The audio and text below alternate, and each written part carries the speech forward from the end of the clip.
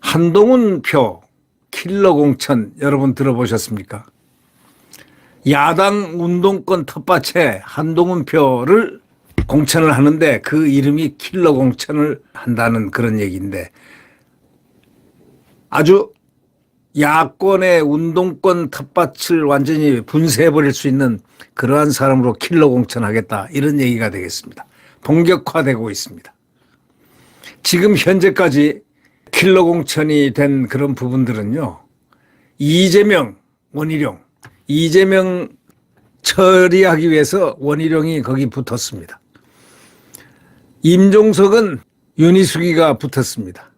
정청래는 김경률이가 맞대결을 예고합니다. 김경률이 사고는 많이 치고 나갔어야 될 사람이지만 안 나가고 이왕이면 여기 있어서 정청래를 분쇄할 수만 있다면 그로서 기능을 할 수 있다, 이렇게 생각을 해야 될 것 같습니다.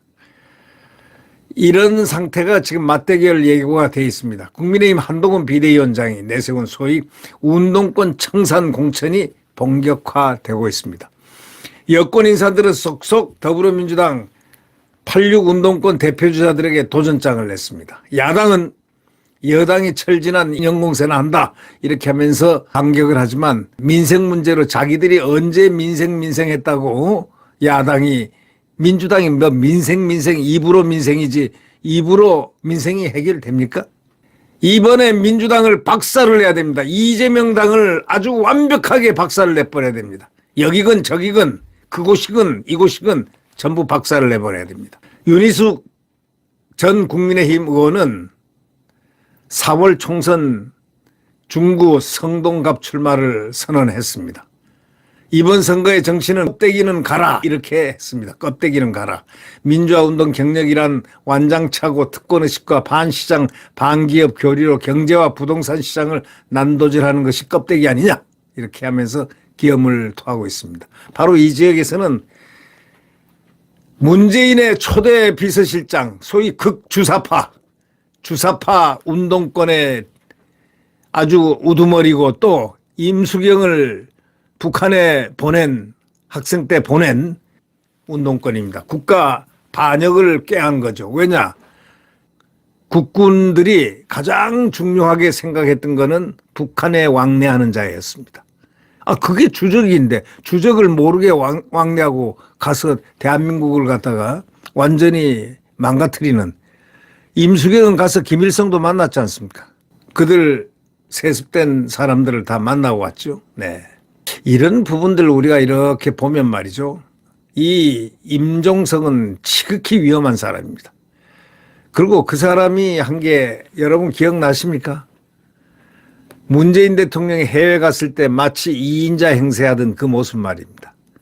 전선에 나가서 자기가 철갑 이걸 딱 쓰고 총을 겨누고 또 망원경을 쫙 보고 마치 국군 통수권자처럼 행세하던 그 모습 역겹습니다. 이 지역에서 출마를 준비 중인 임종석 전 청와대 비서실장 86 운동권 간판입니다. 문재인 정부의 부동산 정책 실패를 비판한 경제통의 구도를 만들겠다는 이제는 계산을 했습니다. 이자를 물리치고 86 운동권의 간판을 쓰러뜨리고 또 문재인 정부의 정책 실패를 한 부동산, 이것을 철저하게 구명을 해서 경제통으로 일하는 구도를 만들겠다, 이런 얘기입니다. 이재명 민주당 대표 지역구에는 인천 계양을에 원희룡 전 국토부 장관이 출사표를 냈습니다. 가장 센 X하고 한번 붙어보겠다. 이거는 진작 6개월 전부터 얘기된 것입니다. 이번에 센 X하고 붙어서 승리하면 그는 앞으로 대권 경쟁에서 강력한 후보가 될 수 있습니다. 실패해도 그는 실패한 대로 괜찮습니다. 그러나 승리할 것입니다. 정청래는 민주당 최고위원 지역구입니다. 그 지역구를 갖고 있습니다. 그는 여기에 갈고 닦은 데입니다. 서울 마포구에는 김경률이 나갑니다. 정청래는 세서 센 게 아니고 그가 한 행위들, 행위들이 운동권의 행위로서 미 대사관 관저에 불을 붙인, 불을 낸 사람 아주 질이 저질이죠. 그런 저질 악질은 있을 수 없습니다. 어떻게 해서 한미동맹의 그 대표되는 대사관저에다가 불을 지릅니까? 있을 수 있습니까? 그러한 사람은 국회의원 기본적 자격이 없는 건데 여기를 김경률, 그 말썽말튼 김경률이가 말썽 많은 청청내를 부수게 돼 있습니다. 잘 부술 것 같습니다. 한번 잘 부수나 못 부수나 우리 한번 응원해야 될 거 아닙니까? 하여튼 정청래는 부셔야 되니까 말이죠. 영입인재로 최근에 입당한 호준석 전 YTN 앵커는 이인영 전 통일부 장관의 지역구인 서울 구로갑에 도전장 냈습니다. 이 호준석 YTN 앵커는 아마 처음 들어보셨을지 몰라도 제가 YTN에 한번 호준석 앵커하고 같이 이렇게 대담을 한 적이 있습니다. 상당히 똑똑하더군요. 네. 이분 한번 우리는 착안을 해야 될 겁니다. YTN이 그 당시에 전부 좌편향인데도 이 호준석 앵커는 우편향이었습니다. 그런 정도로 좌편향을 하지 않았던 앵커로 보이는데 역시 세월이 지나고 보니까 호준석이 YTN 앵커가 역시 우파였다는 사실을 느끼게 합니다. 박민식 전 국가보훈부 장관도 서울대 총학생회장 출신 김민석 의원의 서울 영등포 을 출마를 선언했습니다. 이곳은 제가 있는 지역구입니다. 그렇기 때문에 제가 열심히 뛰어서 승리를 견인하도록 애를 써야 되겠습니다.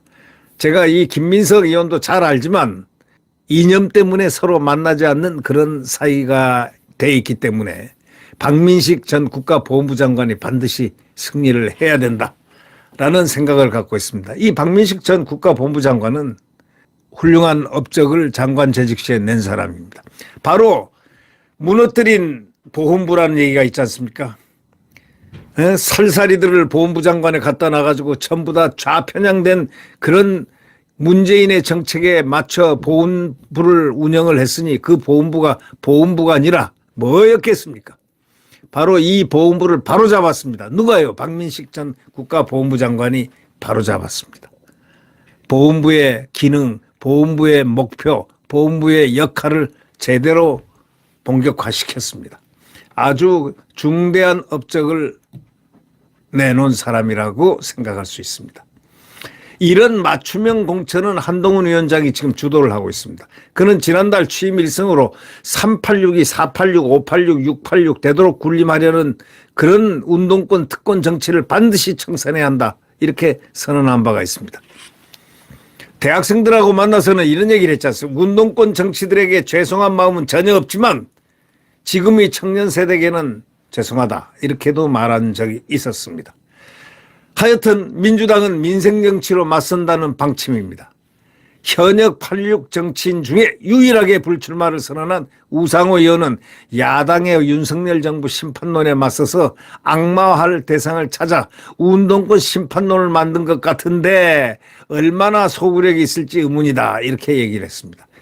이자가 나왔으면 이자를 부셔야 되는데 스스로가 안 된 걸 알고 스스로 도망갔으니 이 사람은 그래도 생명력이 질긴 것 같습니다. 자유민주주의를 유린한 사람들이 이 문재인 정권 때 이 운동권들이 대부분 아닙니까? 이번에 한동훈 표 킬러 공천이 본격화된과 동시에 그보다 승리하는 킬러 공천이 되기를 간절히 국민들은 바라고 우리들은 또 국민들은 거기에 맞춰서 열심히 국민의 힘을 소위 킬러 공천의 킬러로서 작동되게 만들어야 되겠습니다.